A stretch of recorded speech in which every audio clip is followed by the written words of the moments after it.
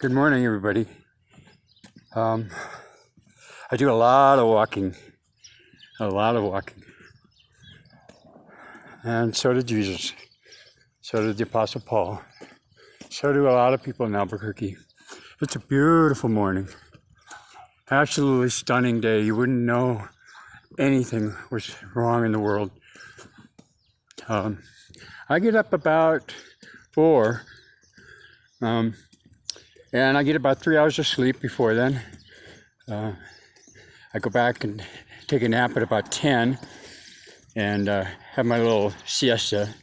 Get up about 1, work until about 4, take another nap, get up at 10, work until 1, sleep 3 hours. So kind of like an astronaut schedule. There's no day and night with me. It's just simply 24 hours. And that's all we got. So why not sing a couple songs on the way, right? This is Donald Trump's favorite way to warm up. Are you ready? Me, me, me, me, me, me, me. I. Mine, mine, mine, mine, mine, mine, mine.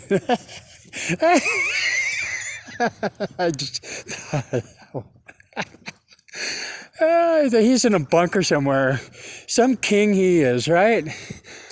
He's hiding. Just like Hitler. Just like, that's not what the Vikings did. They put their women up front. I could make a woman out of him. Trump.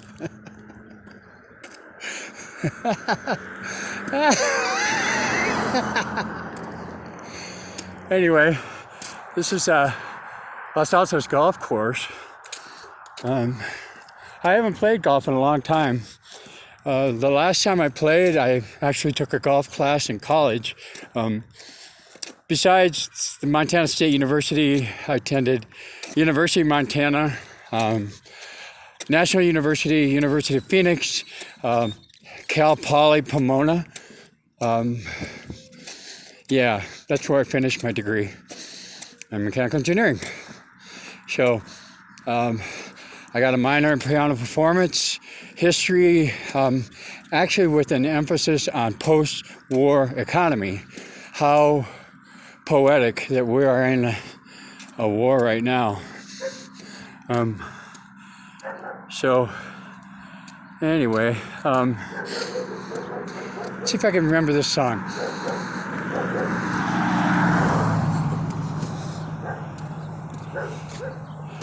Put your hand in the hand of the man who steals the water. It's funny, the sprinklers are going off. That I was born on an island on a lake in Minnesota. Put your hand in the hand of the man who calms the sea. That I've been across to Lake Superior, I've been across the Caribbean, I've been down to the Gulf of California. I've seen many of them. Take a look at yourself and you can look at others differently. By putting your hand in the hand of the man from Galilee. I can barely get through that without crying.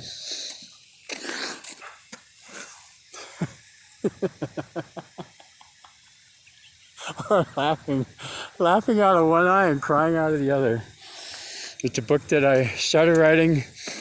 Now I'll probably finish it.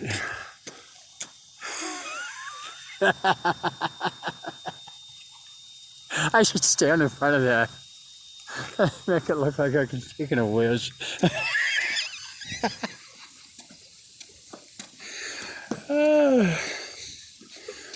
Oh, my mama taught me how to pray. before the age of 7. Actually, I don't think I stopped learning to pray even before I was born. What's the next one? I gotta make the rest of this up because I don't remember the second verse.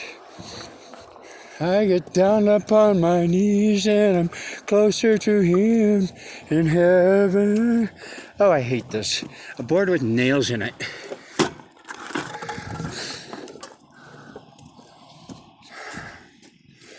There.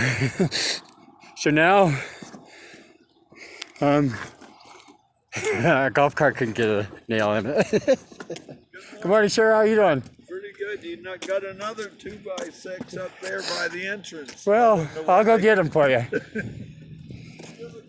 You too. See, that's the kind of world we live in. People looking out for each other. There are no such things as coincidence. There is no such thing as poor timing. When you gotta go, you gotta go, right? Where's my little tiny sprinkler? I'm hung like a shell casing.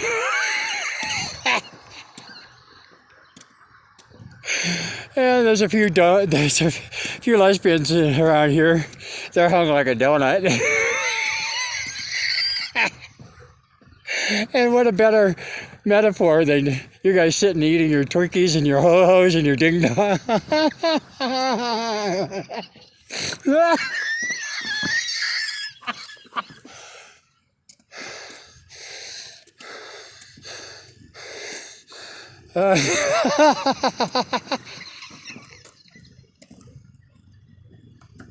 Oh, I think I'm gonna.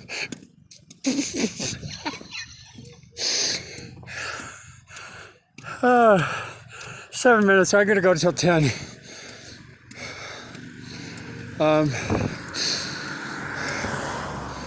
Let's see. How about I sing? It's a Christmas song. I'll get back to put your hand in the hand in a little bit. I don't remember the words.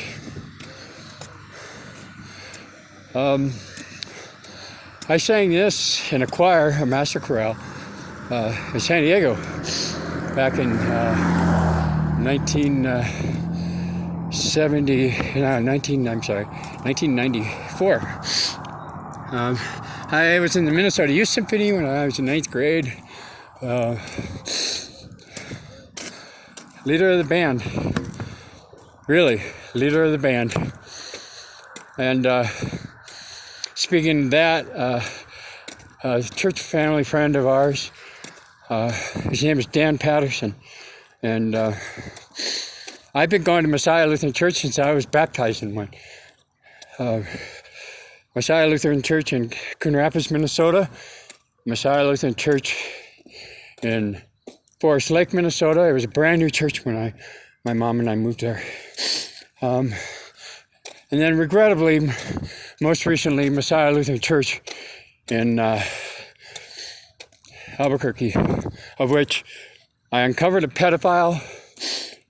I recorded a confession. I left my phone on record on the table of a conference room, and Donald Tony Carson, age 53, and Pastor Doug Matheson, age unknown, but he acts like a little boy.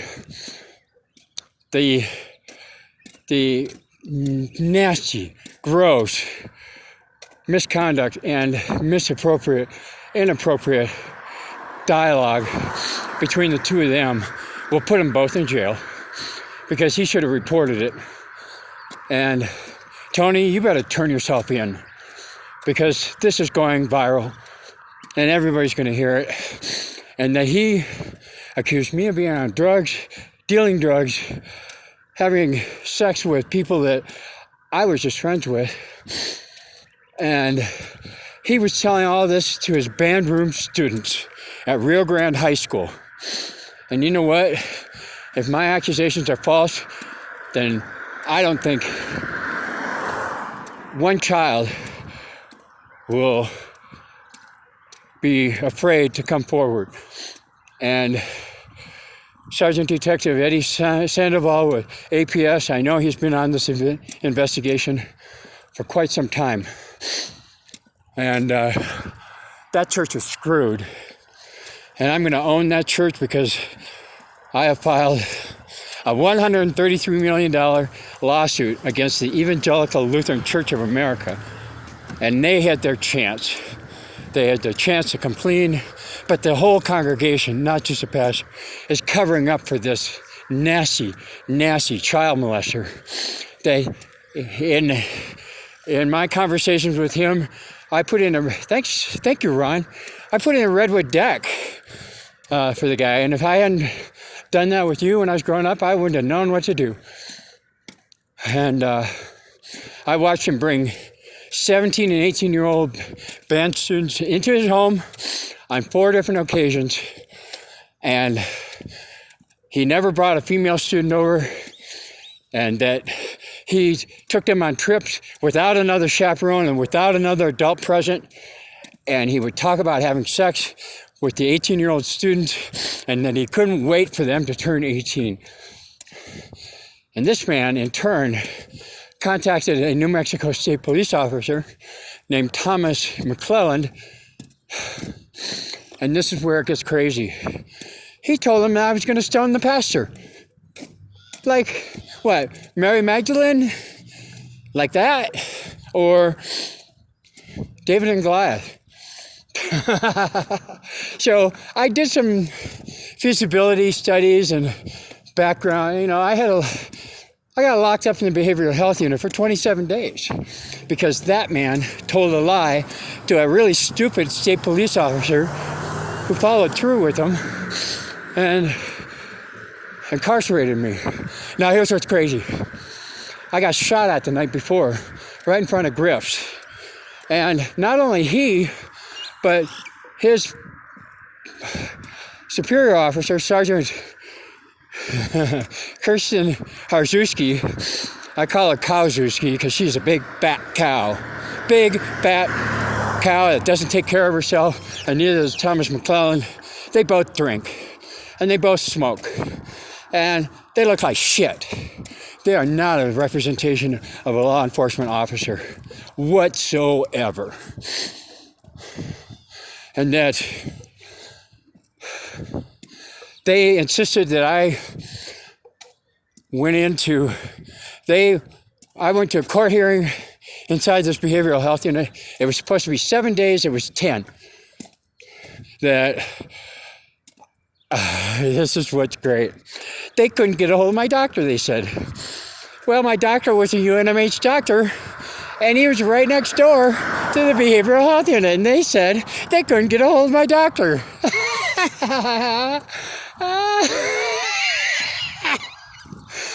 So,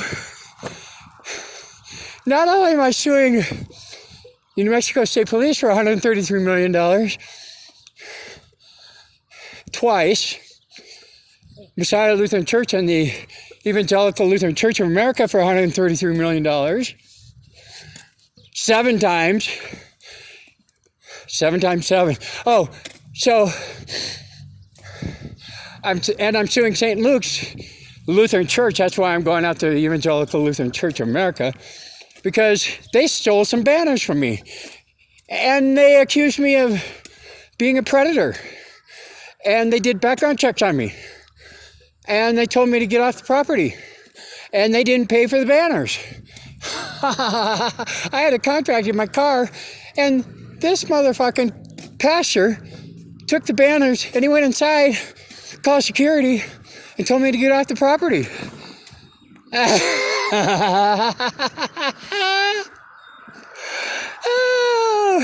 So I got him for larceny, actually grand larceny, because these banners, I'm such a psychic, these banners went to Southeast Subdivision for them to hang. And they're so beautiful. I put my heart and soul into these chalk, oil, acrylic, ink, gold gilding. I had no money, and that I was given all of this artwork, all of these art supplies. People just donate stuff to me, like they donate food. I work for Noonday, and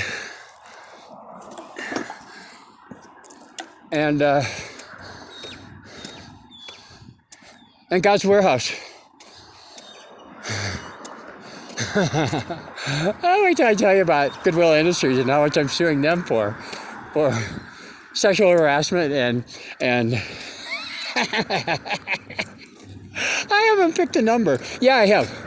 So you know the story of when Peter asked Jesus, Rabboni, how many times must I forgive my brother? 7 times? And Jesus responded, no, you must respond and forgive him 7 times, 70 times. Well, I'm suing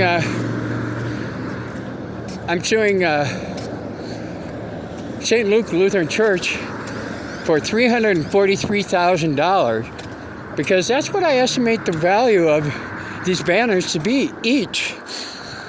Because you know what? They're going to end up in a museum someday. I just know it. And I know that they're not going to end up in a museum here. They're going to end up going on a spaceship. And they're going to be put on the planet Mars. I know this. I know a lot. I knew about this insurrection, this uprising against all the police officers, and I knew that this was coming. You can ask Lieutenant Victor Villa of New Mexico State Police. I nailed this one right on the head. Right on the head. I just didn't know what time it was going to be. I thought it was going to be further down the road, but it's not time yet. So these banners, see how noisy it gets? All these people in their big trucks and their sports cars, and you know what? None of it matters. Because I got here just the same as they did in their vehicles. I got to enjoy the walk. I got to see, well, the sun's about to come up. But back to the 7 times 70, so that's 49. So I'm gonna take it up a notch. 7 times 70 times 700, $343,000.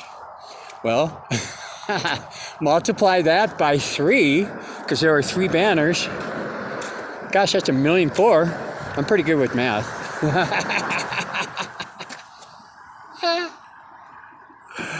And I was going to sue Messiah Lutheran Church 343 times 7, because that's the number of congregants that were covering up for this pedophile that didn't report it.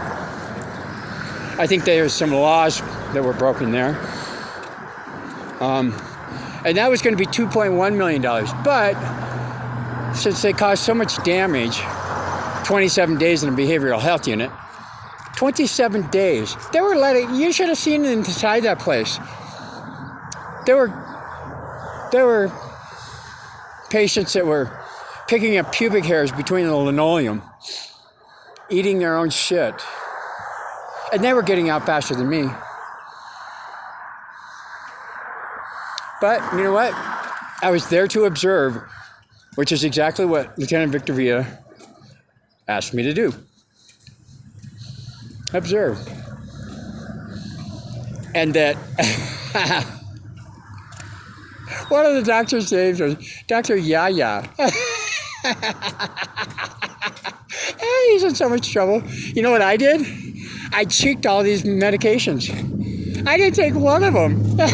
Well, I took some of them. I took my, but they cut me off their meds because they couldn't get a hold of my doctor.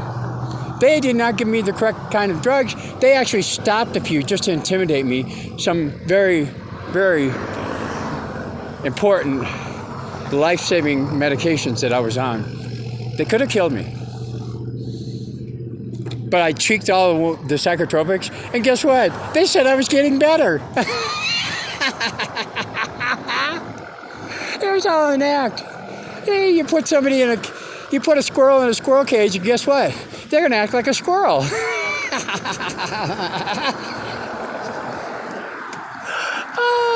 Oh shit, this was supposed to be 10 minutes long. So, let's see if I can do this. Okay, I can do it this way. You know what the difference between medium and rare is? This is medium, and that's rare. I hope I got that one. Anyway, goodbye for now, and you guys have a blessed day.